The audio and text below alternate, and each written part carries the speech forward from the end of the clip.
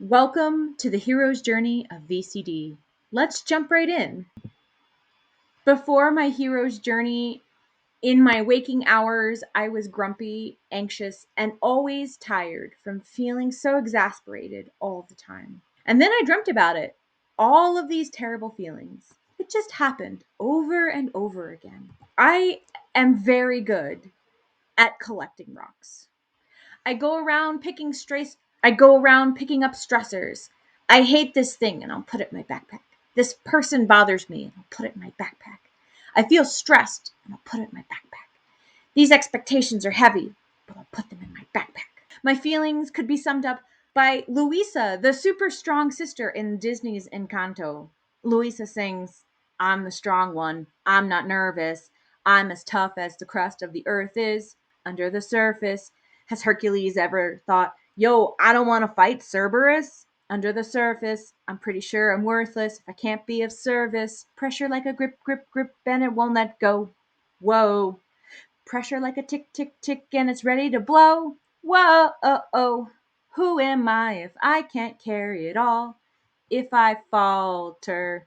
I have been unknowingly participating in Bridges' transition model over the last 2 to 3 years as I have addressed layer after layer of unaddressed traumas I have accumulated in my bag of rocks. I just didn't know it until I took this class. My call to action in the nerd world, or unfreezing as Spectre calls it, happens when I met my now business partner, Anna.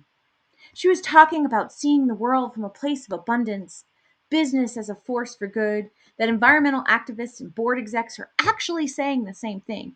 But she was also talking about that we live in oppressive and extractive systems designed to keep us down.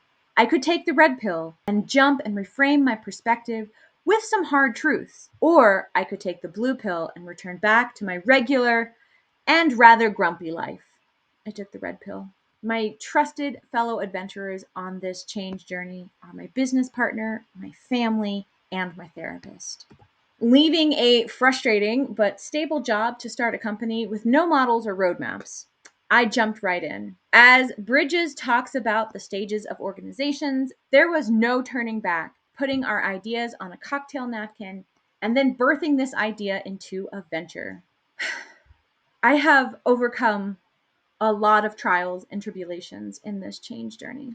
I am overcoming not seeing my worth and learning to be confident in myself and my abilities. I am overcoming feeling explosive with every feeling and learning to control my anger to be more calm. I am overcoming feelings of brokenness and loving myself more.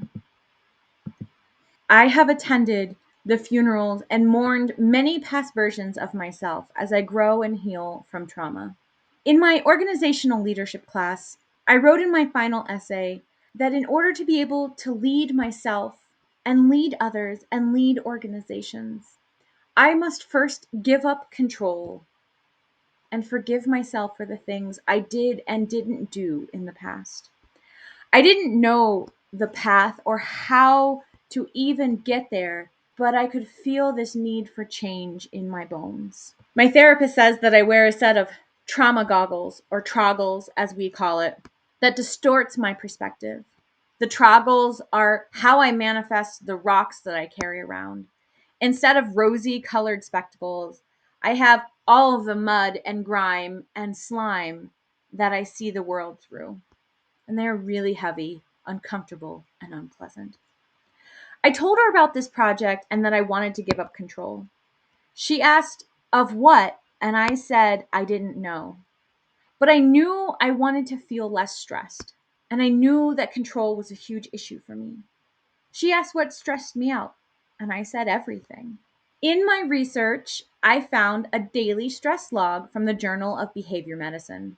I thought this would be a good start to see what made me feel stressed. There are over 60 questions on various kinds of stressors that you might experience throughout the day, and you're directed to rate on a scale of 1 through 7, with 1 being it occurred, but it was not stressful, and 7 is a panic. There's a not applicable marker that the stressor didn't happen during the day. I started logging survey data the second week of class. I started taking the stress log every day, and it was a good starting point to understand patterns. I found the Draw My Future TED Talk by Patty Doborowski. She articulates that when we can visualize ourselves happier and a healthier version of ourselves, our brains find it easier to accomplish the event.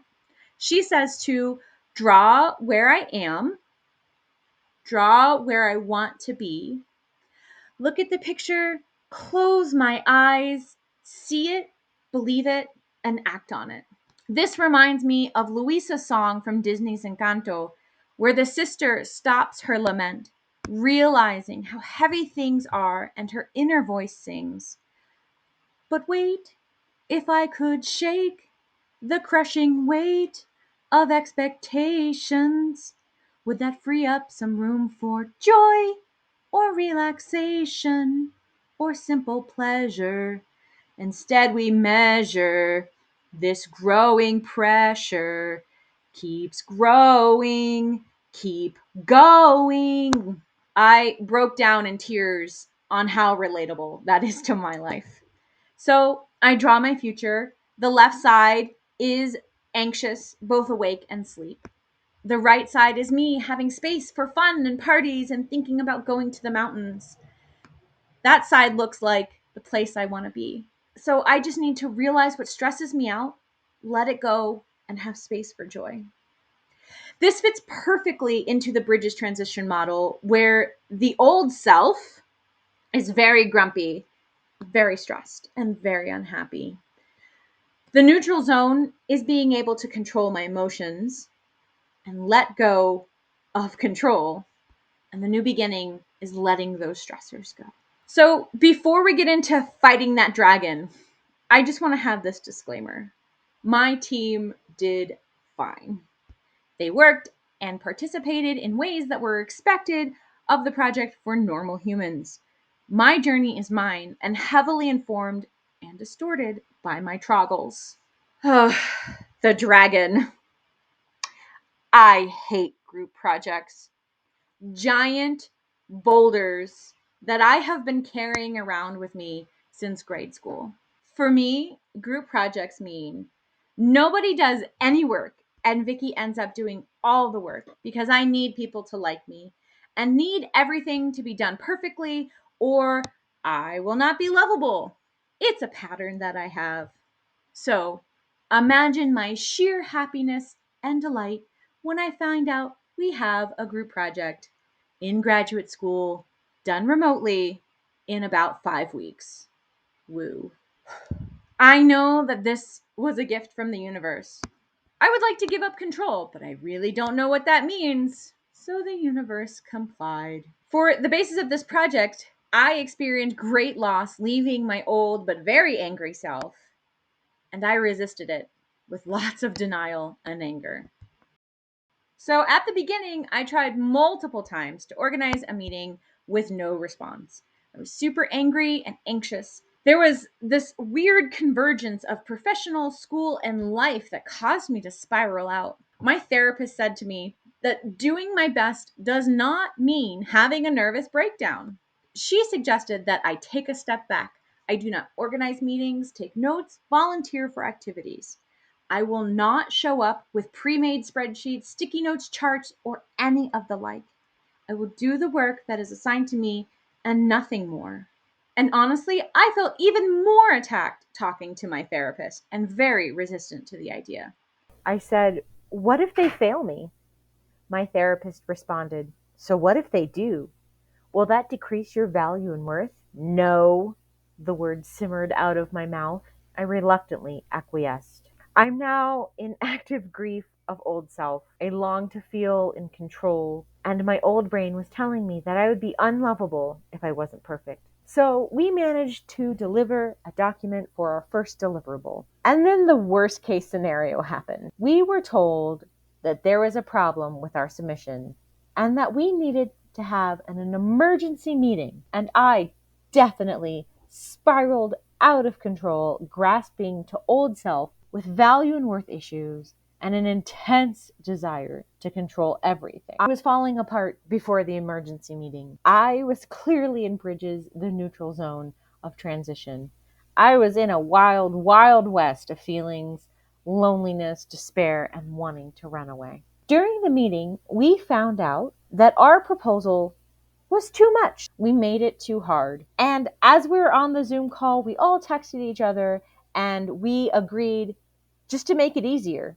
We got a unanimous yes. We jumped on a document together right after the call. We submitted another proposal and we got 30 out of 30. At that moment, I realized that I have spent the entire game of life on hard mode. I had some important revelations that led to some key takeaways of letting go of control that pushed me even further into the neutral zone and possibly towards accepting new beginning. My struggles skewed my perception of the amount of work I needed to accomplish in order to be perceived as worthy. Fun fact, it was never enough. My trauma goggles told me I was never enough. I referred back to the drawing I created weeks ago. I want to be that fun and light person full of joy. So on to the rewards and revelations of doing this project in my hero's journey.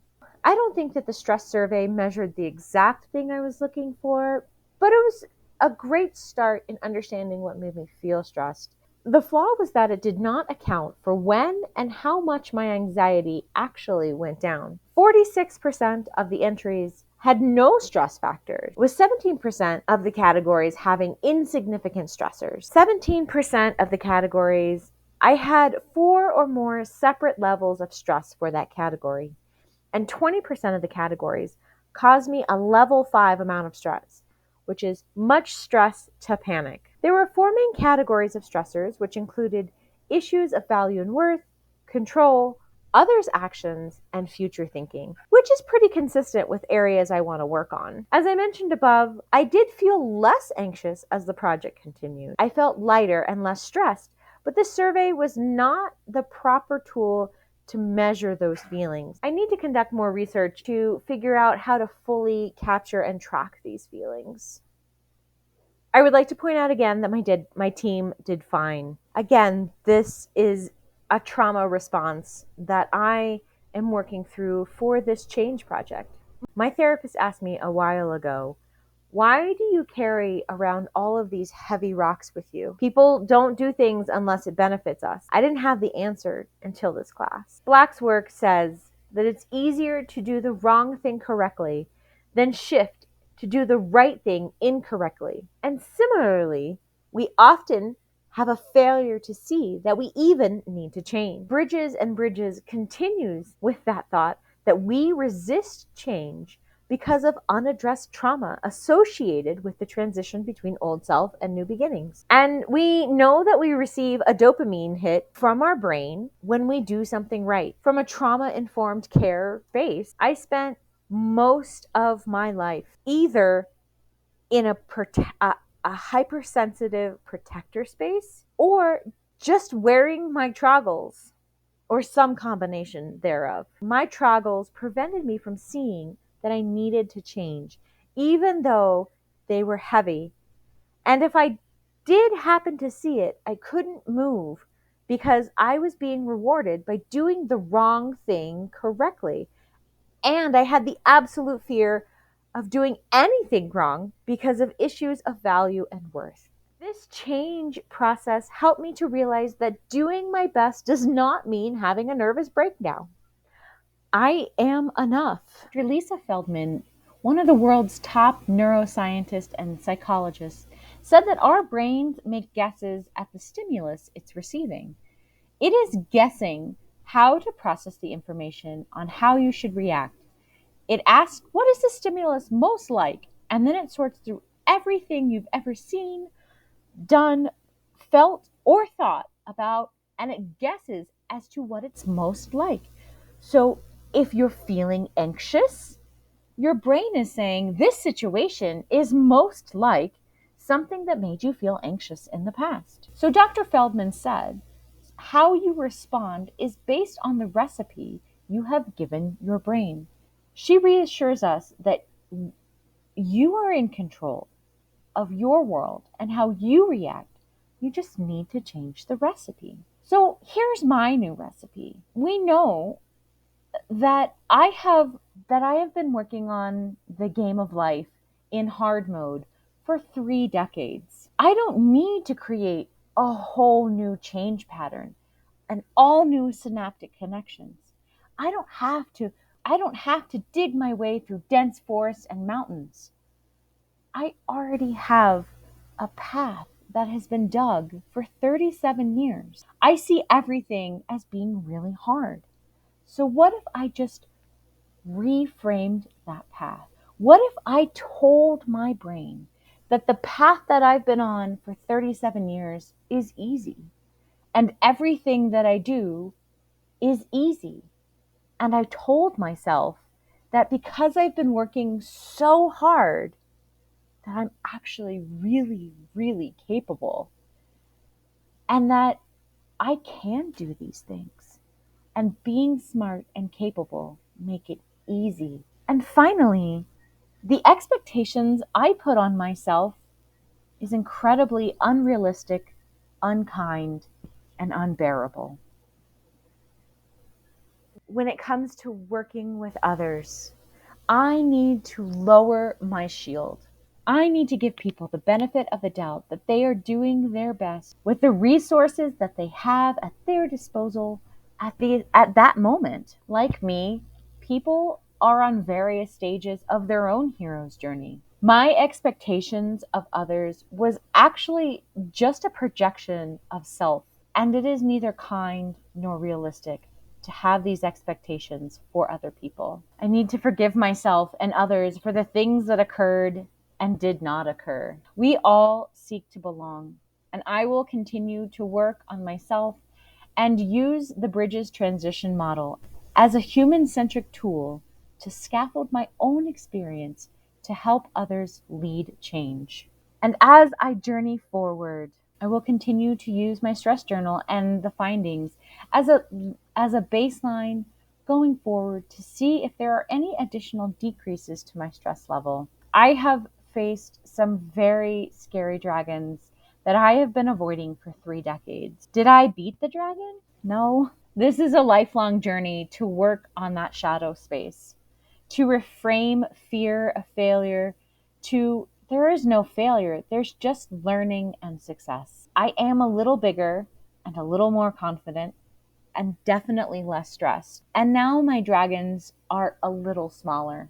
Organizations are made up of people, and Bridges says that change happens fast, but internal transitions happen slower. So after this journey, it gave me a more relatable experience to understand that we cannot rush a change and have people feel good about it.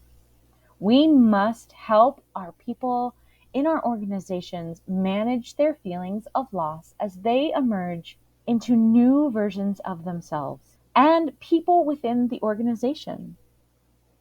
Shadows can't hide in the light, but we can reframe shadows by moving into the light. Thank you for going on this journey with me. And here are all the references that I used in this project.